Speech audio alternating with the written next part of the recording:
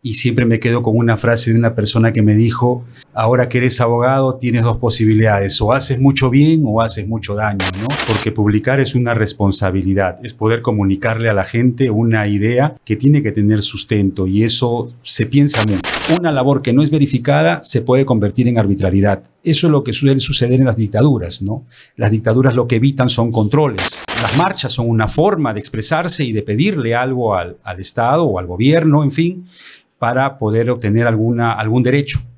Y eso no es jurídico, sino es social. Esta idea socrática de la justicia, o la padeces o la creas, es muy real.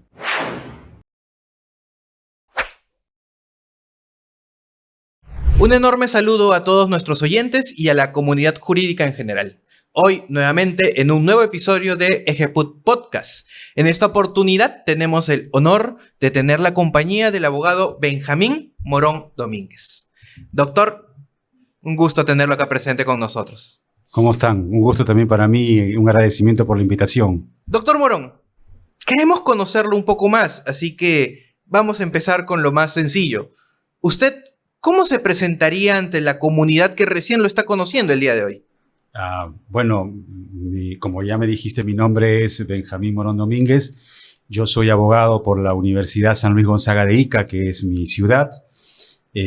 Soy juez superior en este momento en la Corte de Lima Este. En el aspecto personal, soy padre de familia de 2 menores. Y bueno, tengo unos estudios de maestría y ahora estudio el doctorado. Y trato de compartir un poco mi vida entre lo académico y el trabajo, que es lo que tanto me satisface, ¿no? Me gustó mucho esa introducción, doctor Morón. Y vamos a empezar, o vamos a profundizar un poquito más en conocerlo. Usted nos mencionó que estuvo en una universidad en Ica, y algo con lo que muchos sufrimos al inicio es elegir la carrera. Actualmente, el día de hoy, por supuesto, mi persona, usted, ya estamos seguros que amamos nuestra carrera, nos gusta, nos apasiona, y por eso estamos acá. Pero, ¿cómo fue su elección, tal vez en secundaria, tal vez en primaria, tal vez en una pre? ¿Cómo es que tomó esa decisión de elegir la carrera de Derecho? Bueno, fue muy anecdótica. Yo lo único que seguro que estaba era que quería estudiar letras, porque era lo que mejor me desempeñaba en el colegio, ¿no? Pero el derecho todavía no había cruzado mi mente, y fue mi papá que más o menos me indujo a estudiarlo, con la promesa que en la noche podía estudiar otra carrera relacionada a la literatura o algo que me gustaba mucho en ese tiempo. Pero el derecho me fue envolviendo, las teorías y las lecturas me fueron ganando, las amistades, y terminé apasionándome por el derecho también, ¿no? O sea, volviéndome en el derecho, ¿no? El derecho es una carrera muy apasionante por toda la riqueza que tiene, ¿no? Porque es un intento del hombre de poder ordenarle la vida a todos los demás, ¿no? Es un acto muy, muy solidario entre el hombre, poder crear una carrera de ese tipo, aunque a veces mal utilizada. Y siempre me quedo con una frase de una persona que me dijo: ahora que eres abogado tienes dos posibilidades, o haces mucho bien o haces mucho daño, ¿no?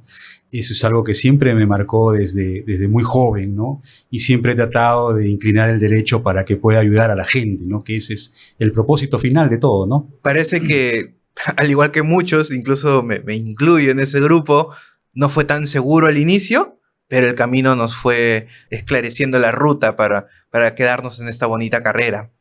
Nos mencionó de que estudió en la Universidad San Luis de Gonzaga. En esta universidad, en su época en las aulas, ¿alguna experiencia, alguna anécdota, algún profesor, algún compañero, alguna situación que recuerda hasta el día de hoy, e incluso podría tenerlo como anécdota personal? Hay muchas situaciones que se presentaban en la época estudiantil. Es ahora que ya lo veo hacia atrás, es la época más feliz, ¿no? En la carrera, de poder estudiarla. Muchos momentos alegres, y sobre todo lo que más rescato es haber tenido la amistad de muchas personas ahí, que hasta ahora mantengo, ¿no? Esos amigos de esa época no se vuelven a repetir. Eso es una cosa que guardo mucho en mi corazón.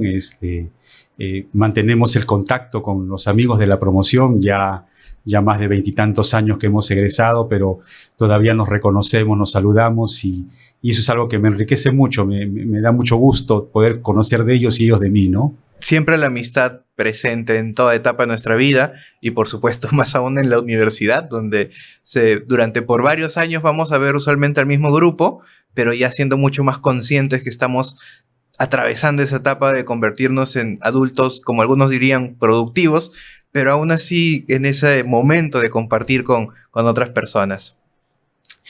Y cuando usted terminó la universidad, usted como bachiller en Derecho, ¿sabía qué hacer? Tal vez antes de terminar la universidad ya estaba forjando un camino laboral, tal vez no.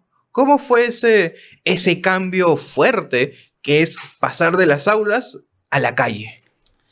No me fue muy traumático. Desde que yo estaba en cuarto año de Derecho, yo ya tenía mucho la inclinación por la labor judicial. Y gracias a un profesor que era juez, le pedí poder practicar en su juzgado. Y en esas épocas no había tanta rigurosidad para poder ingresar, bastaba una comunicación. Y así fue que yo llegué al Poder Judicial como practicante cerca de 2 años y donde ya empecé a abrazar, digamos, esta tendencia del derecho, esta rama del derecho, ¿no? Que es la judicatura, ¿no? Siempre me quedó muy marcado eso. Pese a que luego cuando terminé, ya pues no inmediatamente pude ingresar, pero cuando tuve la oportunidad de volver al Poder Judicial ya como trabajador, no lo pensé 2 veces, ¿no? A diferencia suya, le comento un poco sobre mi persona. Yo, desde que estaba en la universidad hasta ahora, yo siempre he estado en el rubro privado. Siempre he ejercido defensa privada en mi rama, en mi especialidad. Y por lo que conversamos un poco antes de empezar esta entrevista, me comentó de que prácticamente toda su vida laboral se resume en el sector público, pero por distintos lugares, distintos despachos, distintas entidades. No como muchos podemos erróneamente creer, un juez no necesariamente se construye empezando desde el puesto más bajo de un despacho, sino a veces es entre instituciones. Y ahí viene también mi siguiente pregunta.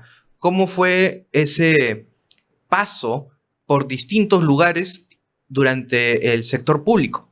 ¿En dónde empezó? ¿Cómo llegó hasta donde está en esta oportunidad? ¿Y cuáles fueron sus desafíos particulares que tuvo en cada uno de estos lugares? Yo empecé en el sector público en el año 1997, en una reforma de la justicia civil que hubo en aquellos años. Mi puesto era de asistente de juez y luego de especialista legal, que fue una denominación que se le dio al secretario judicial en aquella época. Y luego fui asistente de vocal. Eso fue un trabajo muy enriquecedor hasta el año 2000, en que yo ingresé a una procuraduría pública del Ministerio de Agricultura y ahí estuve hasta el 2005. Y época en la que siempre mantuve mi inquietud por la judicatura. Estudié una maestría en política jurisdiccional y estudié también los cursos de la Academia de la Magistratura, ¿no? La de formación para poder ingresar a la carrera a la magistratura. En el año 2005 logro ganar un concurso para ser fiscal adjunto superior civil, plaza que desempeñé durante 10 años hasta el 2015. Y a partir del 2015 pude ascender a juez superior, que es mi cargo actual, en la Corte de Lima Este. No son muchos lugares, pero sí muy enriquecedora la experiencia para mí, ¿no? He conocido muchas situaciones y eso, como a toda persona, nos va enriqueciendo, ¿no?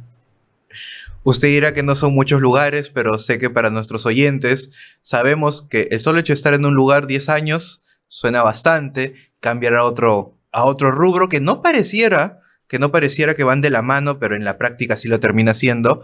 Sí se nota ese fervor que tiene por la rama que ha elegido y por el servicio público. Quisiera hacerle una pregunta más antes de pasar a otra línea otra línea temática. Usted es de Ica. Usted nació en Ica, usted estudió en Ica. Sin embargo, valga redundancias, ahorita está en Lima. Ha trabajado en Lima. ¿Cómo fue esta decisión de salir de Ica y buscar una oportunidad en Lima? ¿Salió con algo fijo? ¿Salió a buscar oportunidad? ¿Salió a estudiar? ¿Cómo fue este cambio importante en la vida de una persona? Un poco de todo, pero llevaba mucho la inquietud de esos años de querer seguir creciendo, ¿no? Mi inquietud siempre fue querer seguir estudiando. Y yo quería estudiar una maestría en un lugar donde podrían darme otras posibilidades, otra visión del derecho, porque en mi universidad también había, pero yo quería otra visión, otra realidad, querer conocer otros lugares, al margen del gran amor que le tengo a mi tierra, ¿no? Porque siempre la tengo muy presente, a mi ciudad. Y es así donde yo me decido a venir a Lima en el año 94, 95, entre idas y venidas, y estoy trabajando 2 años aproximadamente con unos amigos en el sector privado, y ahí se presenta la oportunidad de un concurso para poder para poder ingresar a esta carrera que era la del secretario judicial, el especialista legal y asistente de juez, que ya en el año 97 ingreso. Y a partir de eso es que yo puedo lograr mi deseo de poder estudiar el PROFA, que se llamaba en aquella época, Programa de Formación para la Magistratura, y a la par estudiar la maestría de Política Jurisdiccional en la Universidad Católica, que era una rama especializada para justamente la carrera que yo había pensado desarrollar, ¿no? Y ahora, para nuestra comunidad jurídica, para que tengan conocimiento, el doctor Morón hace poco ha publicado un libro, El control jurídico de la administración en el Perú, el proceso contencioso administrativo, precedentes vinculantes, plenos jurisdiccionales y acuerdos plenarios, como pueden ver que acá, que me está acompañando. Mi primera pregunta, y que es una duda que tenemos sobre yo como abogado, que tengo sobre otros abogados, jueces o fiscales que escriben, ¿cuál es su motivación al momento de escribir un libro? Más allá de ¿cuál es su motivación para poder redactar al punto en que quiere compartir con otros profesionales específicamente?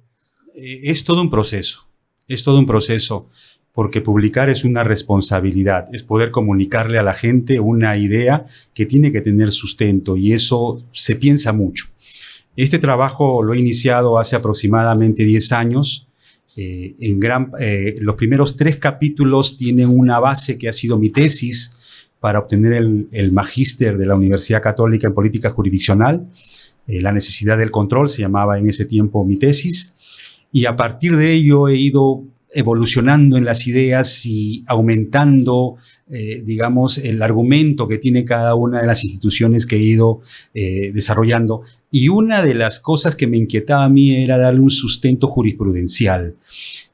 Una de las cosas que se reclama a la academia es no tener mucho contacto con lo jurídico, con lo judicial, y una cosa que se le reclama a lo judicial es no tener mucha armonía con lo académico, y traté de vincular uno con otro. Entonces, este libro lo que ha querido es mostrar no solamente qué es el contencioso administrativo, cómo se hace, cómo se debe hacer el control de la administración, sino cómo lo estamos haciendo actualmente, ¿no?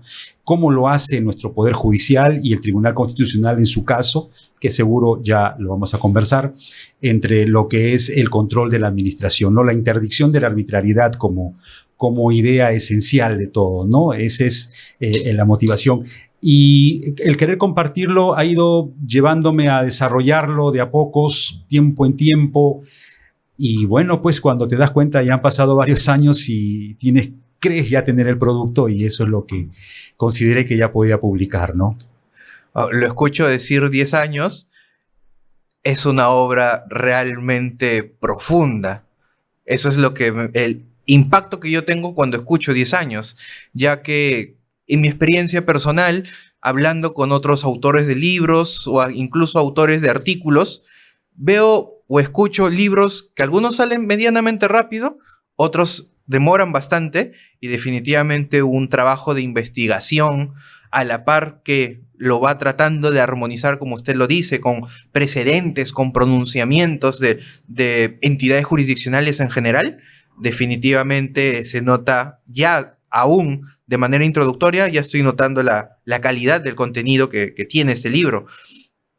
Y quiero hacerle esta pregunta respecto a su libro, pero también, como le mencioné un poco antes de empezar esta entrevista, Pensemos ahorita en el estudiante común y corriente.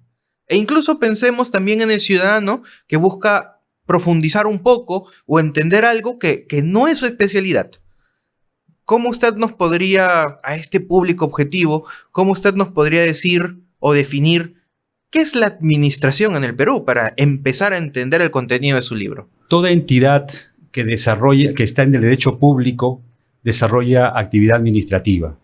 Los ministerios, las municipalidades, el Poder Judicial mismo, cuando no hace labor jurisdiccional, también tiene labor administrativa, tiene trabajadores que sanciona, tiene concursos para comprar licitaciones. En fin, todas las instituciones de derecho público realizan labor administrativa, ¿no? Emiten actos administrativos, estas declaraciones en el marco del derecho público que inciden en los derechos o intereses de los ciudadanos. La ONP, quizás con eso se me entiende un poquito mejor. La ONP tiene una decisión en la cual puede otorgar o no una pensión a una persona, ¿no? Eso es una expresión de la administración, ¿no? Es una forma de expresarse a través de los actos administrativos. Bueno, también hay otras situaciones que se pueden dar en las llamadas vías de hecho, cuando un trabajador de una municipalidad no se le deja entrar y se le dice que se acabó el contrato y tiene que irse, ¿no? Entonces eso también es posible de ser verificado. Hay entidades privadas, y seguro con esto la gente me va a poder entender un poquito mejor, que también desarrollan labor administrativa por mandato de la ley, aunque parece no son derecho público, pero por una excepción que hace la norma. Estoy hablando, por ejemplo, de las concesionarias de servicios públicos, ¿no? Estamos hablando de la telefonía, de la electricidad, de varias entidades, ¿no? Entonces, por ejemplo, ustedes tienen un reclamo con alguna empresa telefónica, esa empresa funciona en ese momento como una administración pública y emite una decisión. Ustedes le reclaman que le ha cobrado mucho y le dicen, no, si te cobré bien. Si ustedes apelan, llega un organismo regulador, que es el OCITEL. Y a partir de esa instancia es que ya se agota la vía administrativa. Ahí es donde empieza el control de la administración en el Poder Judicial, ¿no? Entonces, toda entidad del Estado de Derecho Público puede emitir actos administrativos, ¿no? De manera general lo digo, es un poco más técnico, pero lo digo para que la gente nos entienda. Un gobierno regional, una municipalidad y un ministerio, cuando te impone una multa, una sanción que te impone la municipalidad por una construcción indebida, en fin. Esos son actos de la administración, a lo que llamamos administración pública, ¿no? Muy bien. Entonces, tal vez para poner ejemplos, si yo solicito un permiso a la municipalidad para poner una bodega, estamos hablando de un acto administrativo. Exacto, ahí está regulado, ellos tienen lo que llaman el TUPA, ¿no? Es un texto único de procedimientos administrativos, que es obligación que toda la entidad lo tenga, y ahí le van a decir, usted va y le van a decir, ¿sabes qué? Para darte esto tienes que traer tal y tal documento, ¿no? Ahí funciona un tema de silencios, pero bueno, es un tema un poco más complejo. Actualmente las licencias se otorgan por silencio positivo, si la administración no me responde nada, entiendo que ya puedo realizar la actividad, ¿no? Es un permiso, por supuesto que es también la administración la que me lo otorga, porque tiene el ius imperio, ¿no? Porque es la que administra al Estado, ¿no? Y también para nuestro ciudadano común y corriente, o para quien recién está introduciéndose en estos temas del derecho, si yo, sin poner un ejemplo en concreto, si todavía en abstracto, si yo a una entidad pública le solicito algo, y la entidad, por X razones, fundadas o infundadas, aún no lo sé, pero me lo deniega, yo como ciudadano tengo la facultad de poder, tal vez en palabras sencillas, no técnicas, sencillas, poder insistir en mi pedido, puedo acudir a otra instancia, o más o menos cómo funciona, a grandes rasgos, por supuesto, a grandes rasgos, cómo funciona esta facilidad que tiene el ciudadano para poder insistir en su pedido y buscar que le den la razón, por supuesto, cumpliendo con los requisitos. Sí, has entrado a un punto que es básicamente lo que hay, ¿no? Uno solicita un permiso, alguna declaración de la administración a la cual tengo derecho, una pensión, no me responden o me responden negativamente, tengo el derecho de recurrir de esa resolución a través de una apelación. En términos generales puede haber una reconsideración, pero bueno, en términos generales es una apelación, y su instancia superior tiene que revisar esa decisión, ¿no? Y a partir de ahí es que el ciudadano, si obtiene una decisión favorable, obviamente habrá acabado su procedimiento, pero si no, ahí se abre la posibilidad de hacer un proceso contencioso administrativo, ¿no? Y justo ahí viene mi siguiente pregunta.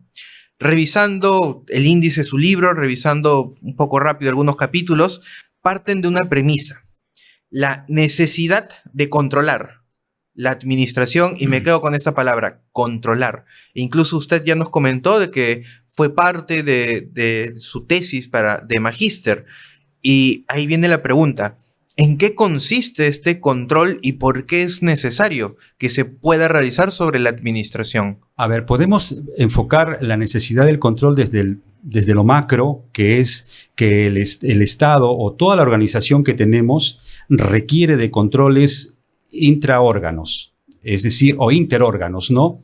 Esto lo que llaman las teorías del check balance, es decir, un poder controla al otro, ¿no? Porque un poder absoluto genera arbitrariedad. Eso es una idea que viene desde hace muchísimos años, hace 400 años, desde los primeros ideólogos de lo que es la división de poderes, la necesidad de dividir el poder, y no solo dividirlo, sino también controlarlo.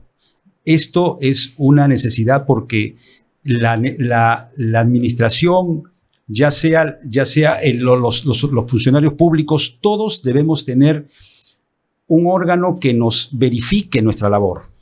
Porque, como les repito, una labor que no es verificada se puede convertir en arbitrariedad. Eso es lo que suele suceder en las dictaduras, ¿no? Las dictaduras lo que evitan son controles, son revisiones, y al final terminan teniendo arbitrariedades, ¿no?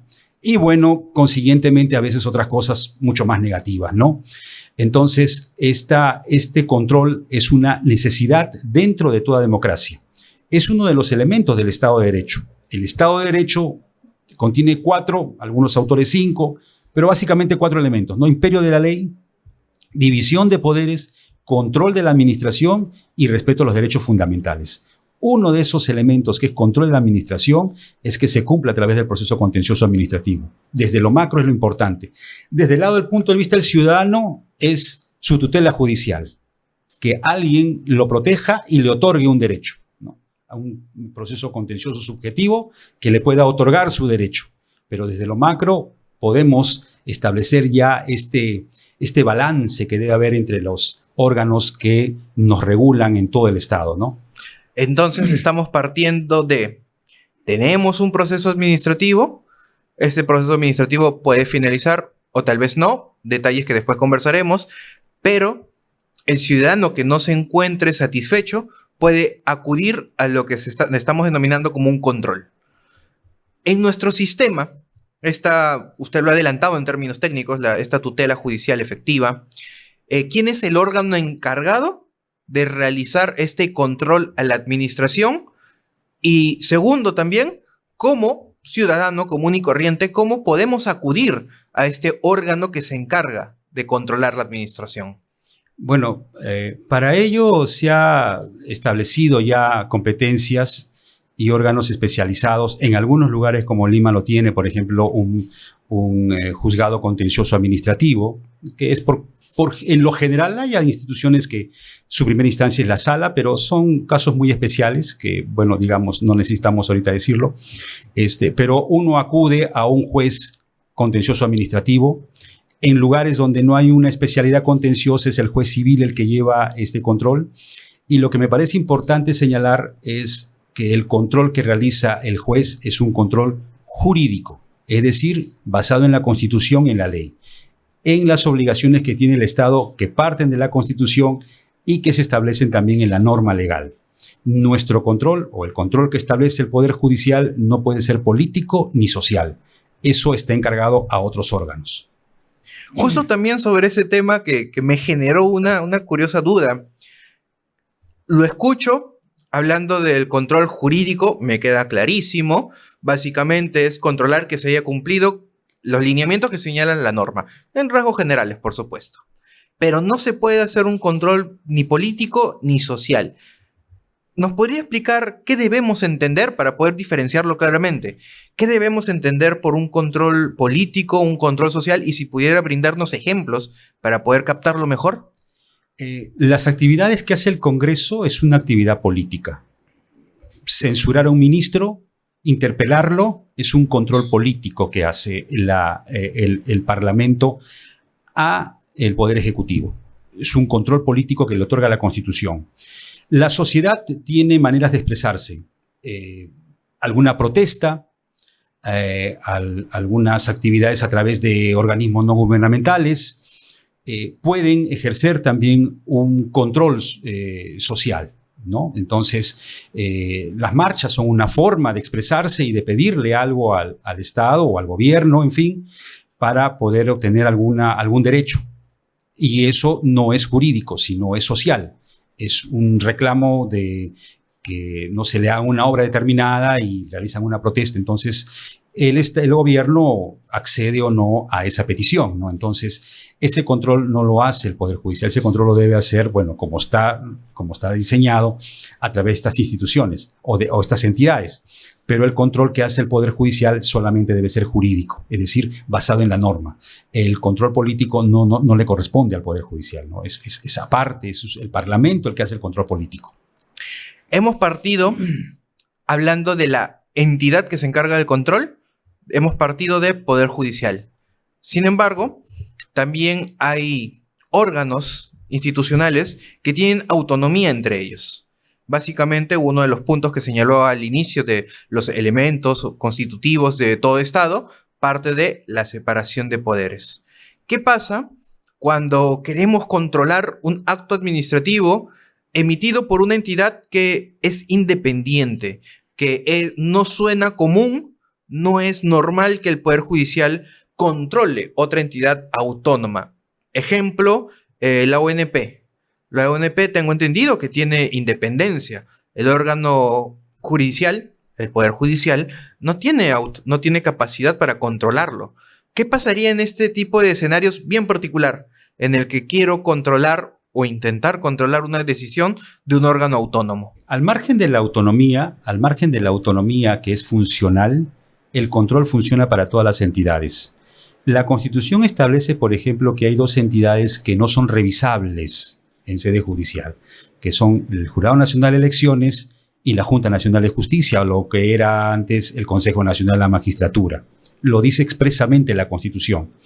Pero en ese caso, por ejemplo, el Tribunal Constitucional en diversos pronunciamientos ha establecido que no puede haber zona exenta de control, porque como les comentaba, si no se genera la arbitrariedad y posiblemente un abuso.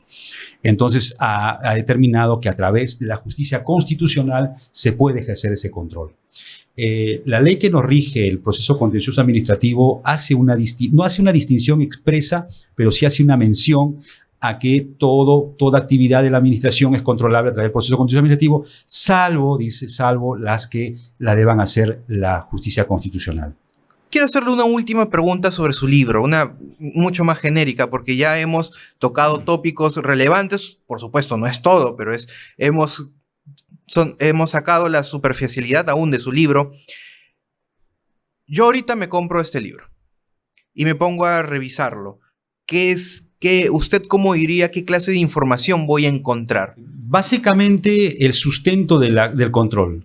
¿Qué sustenta el control a través de todos estos años? Nuestro contencioso administrativo, nuestro sistema de control no es muy antiguo, tiene como norma especializada 20 y tantos años. Esta lucha por el control de la administración es muy, muy antigua en Europa, de donde nosotros hemos extraído algunas normas, ¿no? Nosotros hemos tomado la primera norma nuestra, para darles alguna idea, que abordó de manera específica el contencioso administrativo, que se llamaba impugnación de resolución administrativa, fue con el Código Procesal Civil del año 93. Pues para referirles que, por ejemplo, ya en los 1800 y 1900, inicios de 1900, ya existían normas en Europa que hablaban del control de la administración. Nuestras constituciones las mencionaban, pero nunca se desarrolló. Es muy joven.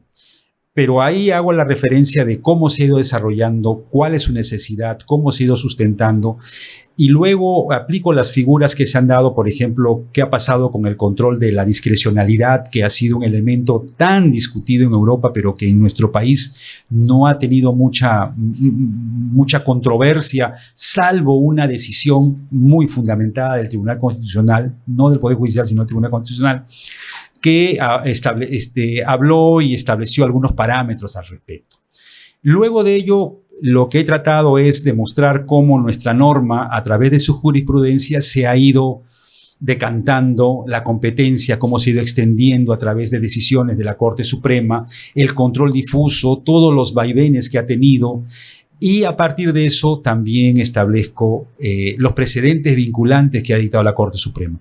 Ese sí ha sido un trabajo de recopilación que se inició hace muchos años en una revista que tuve la oportunidad de participar en el Ministerio Público, en una Fiscalía Suprema Contenciosa Administrativa, y a partir de eso continué recabando todos esos precedentes, y en la actualidad yo he colocado 68 precedentes que comento, y como una contribución he puesto un código QR para que puedan acceder al texto entero de la resolución dentro de la obra. Y eso es lo que he querido mostrar. ¿Cuál es la situación que tenemos nosotros en nuestro contencioso? ¿Cómo está nuestro contencioso ahora? Eso es digamos, un atrevimiento mío para decirlo, pero ahí doy una opinión de cómo estamos en ese tema. No hay buenos alcances, hay decisiones muy importantes, hay unas que no lo son, pero es parte de todo sistema que se va retroalimentando a tiempo, ¿no? Bueno, usted lo ha dicho, es parte del desarrollo de una rama que aún se encuentra en pañales, porque 25 años, como dices, es bastante poco. Sin embargo, eso no desmerece el esfuerzo del desarrollo de la rama, ni mucho menos le agradezco por el esfuerzo de sistematizar esta información, porque esto ya es un conocimiento de estudiantes, de abogados, jueces y fiscales, en que a veces encontrar lo que muchas veces le decimos, la jurisprudencia aplicable al caso, es difícil. Es complicado, pero muchas veces determinante para entender si vamos encaminados o tal vez nos estamos equivocando. Y bueno, usted también lo dijo de una manera bastante clara. Ha buscado el equilibrio entre lo académico, pero sin alejarse de las decisiones judiciales o las decisiones del Tribunal Constitucional. Así que muchas gracias por el libro que está ahora frente a nosotros. Definitivamente es de revisión obligatoria cada vez que tengamos un caso, cada vez que tengamos un problema, cada vez que siquiera queramos dar un consejo sobre contencioso administrativo, hay que saber de la materia. Así que le expreso muchas gracias por el libro. El doctor nos está comentando hace un momento, le agradecemos nos lo pueda relatar, la forma de poder adquirir este libro para quienes estén interesados. Así que, doctor, ¿dónde podríamos conseguirlo? Bueno, es un libro que ha sido un esfuerzo con la editorial, que es una editorial que me ha dado la oportunidad de poder publicarlo. Ellos están ubicados en la calle Manuel Cuadros 128, frente a Palacio de Justicia. Ahí lo pueden adquirir. De repente, por ahí vamos a poder encontrar el teléfono para que puedan también comunicarse con ellos. Pero bueno, está a disposición de todos. Es un esfuerzo, un agradable esfuerzo, diría yo, un agradable esfuerzo, porque no quiero reprochar nada, ¿no? Bueno, sí, un agradecimiento a mi familia, porque a veces hay momentos en los cuales has tenido que sacrificar, pero no han sido muchos, han sido en momentos en que ellos estaban en otra actividad. Y es lo que usted menciona es justamente, ¿no? Tratar de buscar un equilibrio es mi pretensión. Ojalá que también lo perciban ustedes así, los que puedan leer el libro lo puedan percibir de esa manera. Ha sido esa pretensión de poder mostrar cómo está el contencioso administrativo, cuáles son los pronunciamientos más importantes en cada tipo de situación que se va presentando, que ha dicho la Corte Suprema. Me preocupa un poco todavía la pretensión de indemnizatoria que se le puede pedir a la administración, que aún se le exige agotamiento de la vía administrativa, que bueno, es un tema técnico que ahí también lo desarrollo, que de repente ya la jurisprudencia podrá ir decantándola y pudiendo ir refinándola, ¿no? Que esa es la idea de con estas pretensiones académicas de poder mostrar para que poco a poco la jurisprudencia también tenga su desarrollo, ¿no? La contribución. Bueno, doctor Morón, definitivamente muchísimas gracias por el aporte que nos está brindando a la academia a través de este libro. Estoy seguro de que el enfoque que le está dando va a llegar a todos aquellos que vayan a adquirir este libro. Definitivamente va a servir mucho ahora y en un futuro cercano. Evidentemente, como usted dice, incluso en los temas que aún usted mismo tiene dudas de cómo desarrollarlos, eso se va a evidenciar en, oye, acá hay que desarrollar más jurisprudencia, de acá hay que profundizar, y eso sirve para futuros pronunciamientos. Así que, como señaló el doctor Morón, acá en la pantalla van a estar apareciendo el número de contacto y la dirección en la cual puedan adquirir este libro. Doctor, ahora quiero tocar una última línea temática que es más propia de su actual labor. ¿Podría, por favor, repetirnos a todos exactamente en qué juzgado está trabajando actualmente? Actualmente yo tengo el honor de presidir una sala civil, se llama la Sala Civil Descentralizada y Permanente de San Juan del Lurigancho. Es una sala en la cual no solamente tenemos competencia en ámbito civil, sino también constitucional, familia, contencioso administrativa. Y inclusive vemos también menores infractores, es porque, bueno, todavía no tenemos salas de familia especializadas en nuestra corte, vemos todo ese grupo y esa es la labor que actualmente desarrollo, ¿no?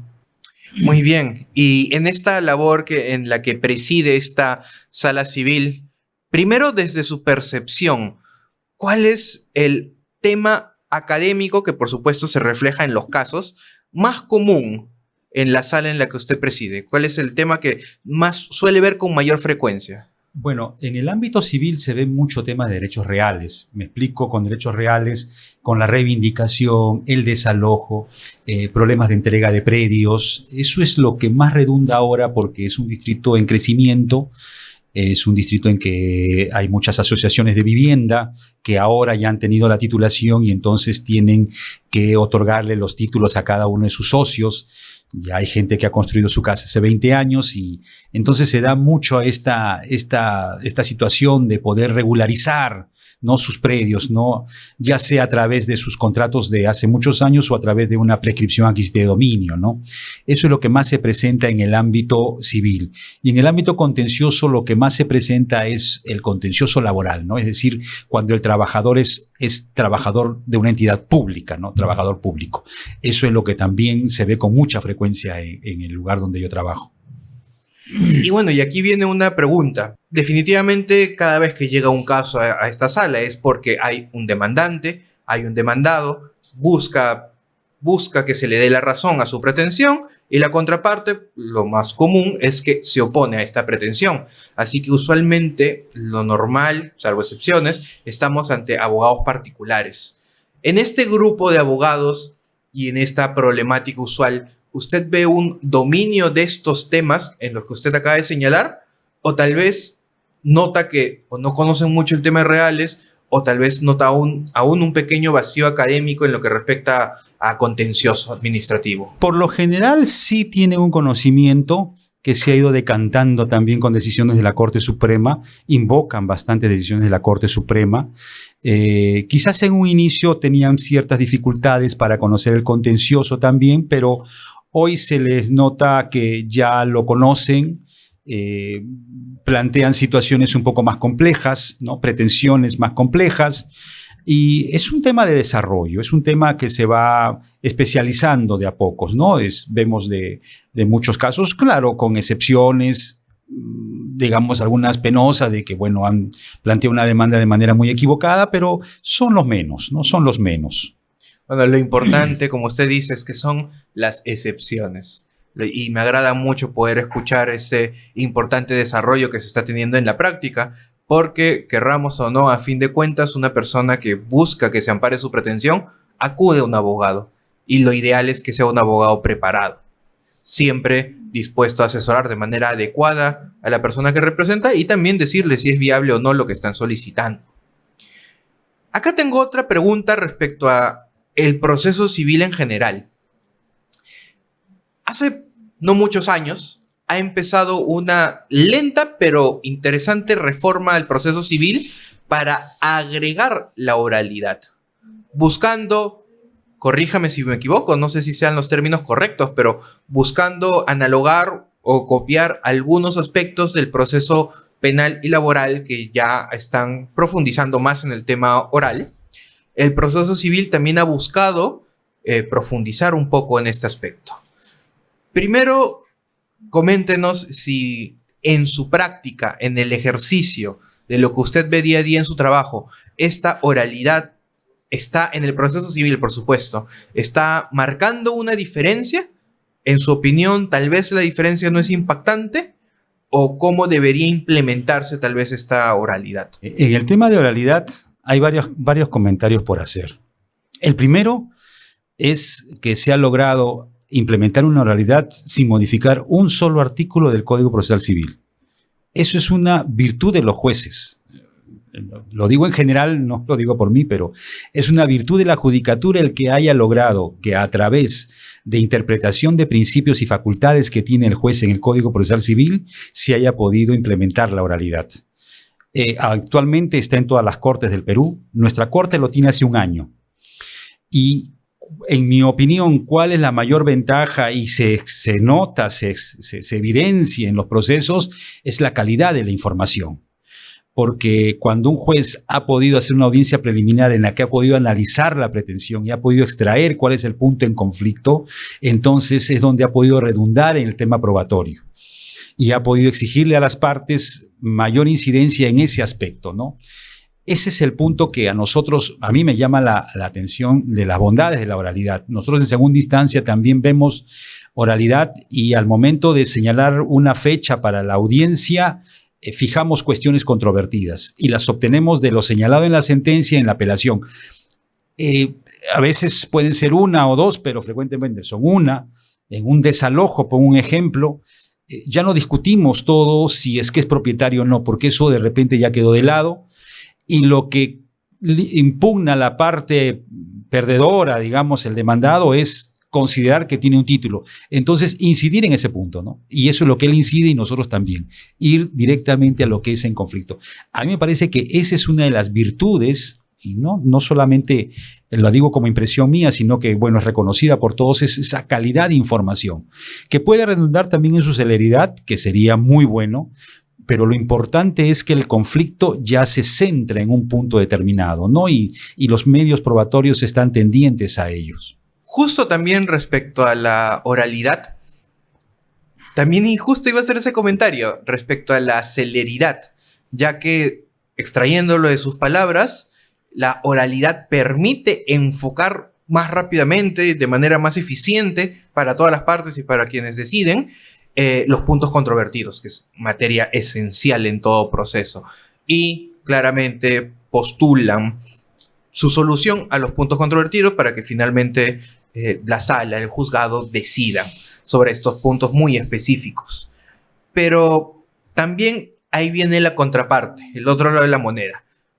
Implementar la oralidad, al igual que en el proceso civil, al igual que en el proceso penal o laboral, ha tenido sus pros y sus contras.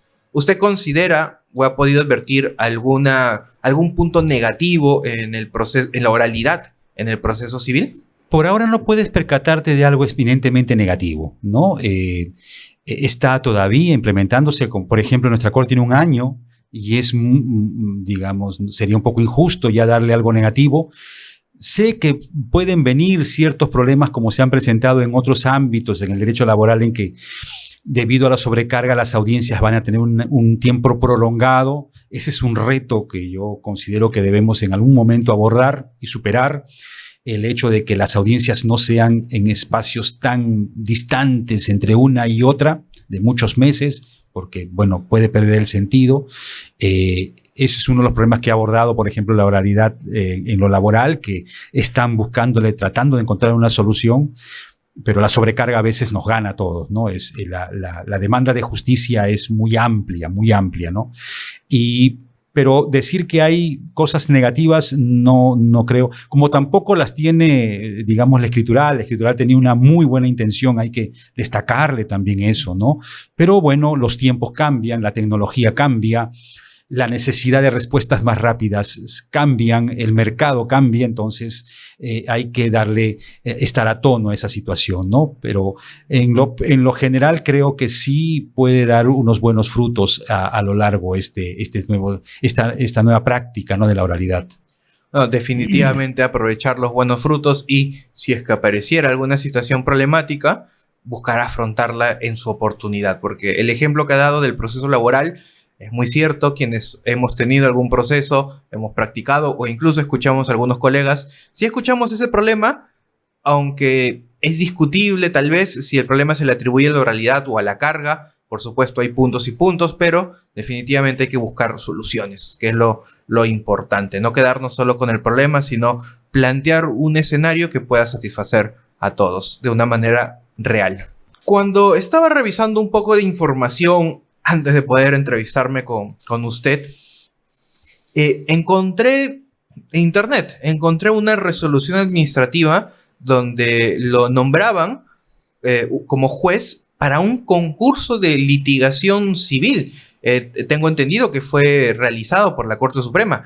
Quería que nos comente un poco sobre esta experiencia. Como experiencia muy agradable, muy enriquecedora, saber que los chicos están en tan buen nivel. Yo la verdad que me quedé muy sorprendido por el nivel que mostraron. El caso planteado era un caso bastante complejo. Pensé que iba a ser un caso más sencillo, pero cuando lo leí era bastante complejo y los chicos formados en equipo lograron sostener su idea. Bueno, unos mejor que otros, pero estaban en el camino. Y es un esfuerzo que ha hecho la Corte Suprema para poder ya preparar a los abogados, futuros abogados, a esta nueva técnica, la oralidad. En las audiencias hay que estar muy atento en la oralidad porque se puede desarrollar algunas situaciones que requieren de una actitud y de una agilidad de defensa que tiene que mostrar el abogado, ¿no? Va a plantear su caso y lo va a hacer oralmente, va a exponer su teoría del caso y eso es importante que pueda llegar al juez a hacerse entender, ¿no? Eso es lo que se pretendió un poco en el concurso. Tuve el honor de ser seleccionado para formar como parte del equipo de jueces, hubieron muchos, y bueno, fue una experiencia. Un día nos citaron, fue virtualmente, y pudimos escuchar las alegaciones y colocar el puntaje que correspondía. Y como les repito, yo quedé muy impresionado, muy gratamente impresionado con los chicos. Muy bien. Y todos los comentarios que tuve de los demás colegas que también fueron jueces en un sentido muy similar, que les había sorprendido. Habían, por supuesto, declarado un ganador en cada etapa porque era parte del concurso y es la necesidad para poder seguir avanzando con ese proceso. Pero todos con esa impresión de que conocían, de que se habían preparado y eso está muy bien, hay que alentarlo y ojalá que se sigan desarrollando este año. Entiendo que también se va a convocar, la idea es hacerlo cada año, ojalá que lo podamos ver nuevamente. Bueno, definitivamente estas iniciativas tomadas por la Corte Suprema, también el Ministerio de Justicia, que en alguna vez he visto concursos que realizan, son importantes para fomentar ese desarrollo, pasarlo de lo teórico a lo práctico en un escenario controlado para estudiantes, porque a fin de cuentas muchos van a salir de las aulas a realizar lo que hicieron en ese simulacro. Definitivamente son iniciativas importantes que se aplauden, pero con mayor razón también, doctor, aplaudirle a usted por, como profesional, como juez, darse un tiempo para poder atender a este pedido que le hizo la Corte Suprema para estudiantes, porque uno, y me ha pasado en su oportunidad, una cosa es estar en un concurso donde son estudiantes participando y hay como juez un bachiller o un abogado con más experiencia tal vez, pero distinto es estar frente a un juez real. Un juez que tú sabes que tus errores como estudiante y tus aciertos como estudiante, el juez te los va a identificar y por supuesto te va a hacer la retroalimentación respectiva, pero ¿quién es la persona idónea para poder desenvolver este papel? Definitivamente es quien en la práctica ya lo está haciendo, quien se dedica a ello, es decir, a un juez. Así que, doctor Morón, le agradezco en nombre también de todos los estudiantes por participar en estas actividades. Definitivamente se necesitan muchas más. Participen las que pueda en nombre de los estudiantes, se lo van a agradecer. Doctor, ya estamos finalizando esta entrevista y siguiendo también esta temática de la segunda temporada del EGEPUT Podcast, quería cederle el uso de la palabra y preguntarle o pedirle que por favor nos pueda dar un consejo. El consejo a grandes rasgos.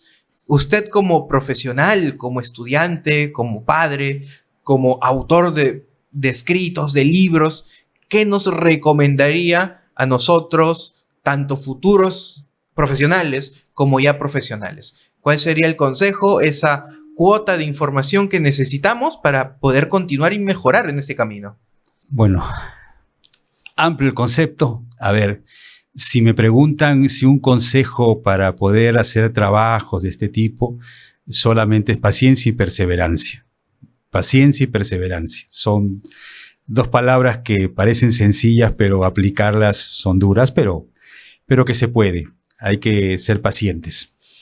En cuanto a lo profesional, hay algo que me ha marcado. Yo les mencioné al inicio una frase que me dijo alguna persona que me tuvo muchísimo cariño y bueno, que hoy ya no está con nosotros y que hoy día es su cumpleaños, valga la coincidencia.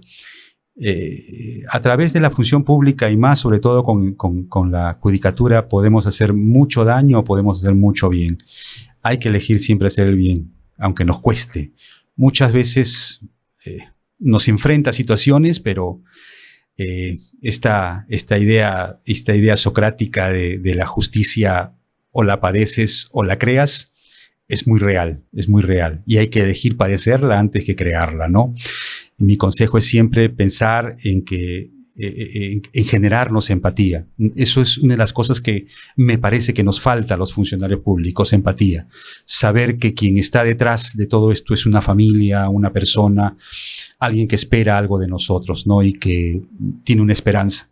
A mí me llama mucho la atención cuando en las audiencias la gente nos mira con mucha expectativa, espera de nosotros en sus entrevistas y me pregunto días anteriores cómo habrán pensado hablar con nosotros, sabiendo que hablar con tu autoridad de repente puede ser algo, generar algún temor o alguna, ¿no? Disuadir a alguien de hacerlo, ¿no? Pero lo hacen y decirle al ciudadano que tiene que enfrentar a su autoridad en el buen sentido de la palabra para poder exigirle su derecho.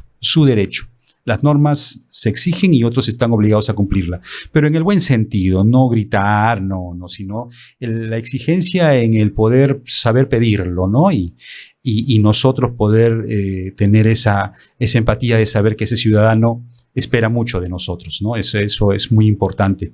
Y bueno, eso es lo que podría dejarles como consejo, ¿no? Bueno, doctor Morón, ha sido un enorme placer, un enorme gusto poder compartir este espacio con usted. Espero que a todos los que nos estén viendo hayan podido disfrutar esta entrevista tanto como yo.